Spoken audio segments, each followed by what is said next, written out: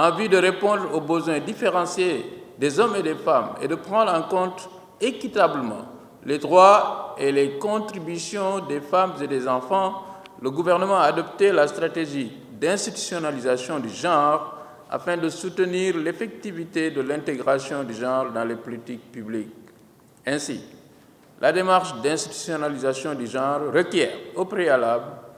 un diagnostic approfondi basé sur le genre. Cette étape dénommée audit genre est déterminante pour enclencher un processus réfléchi, structuré et stratégique permettant d'analyser et d'évaluer les capacités institutionnelles et programmatiques de l'institution concernée à réaliser l'équité et l'égalité de genre dans tous ces domaines d'intervention. Certainement, il faudra noter que l'agriculture, secteur de première contribution au développement socio-économique, nous nous sommes évertués à faire partie des premiers départements à se doter d'un document de genre, ce qui nous a permis de mesurer l'ampleur de la tâche et de renforcer notre engagement à répondre aux attentes. Notre rencontre d'aujourd'hui a pour objet de partager avec vous les résultats de l'audit genre du MAER, du ministère de l'Agriculture et de l'Équipement rural.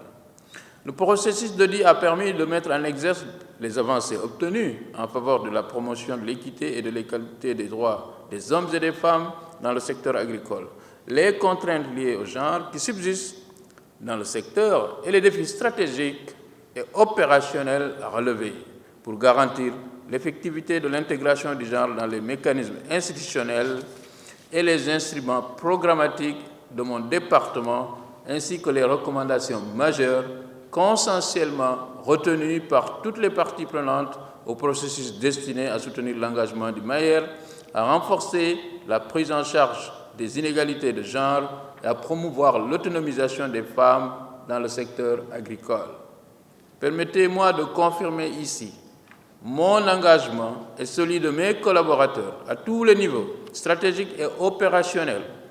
à mettre en œuvre ces recommandations qui constituent des mesures déterminantes à l'effectivité des objectifs d'égalité de genre et d'autonomisation des femmes dans le secteur agricole tels qu'ils nous ont été assignés. M'inscrivant dans cette optique, je prends la juste mesure des prérequis identifiés au niveau des recommandations adressées au top management et réitère mon engagement à les réaliser pour garantir le renforcement de la stabilité genre du cadre institutionnel et des instruments programmatiques du MAER.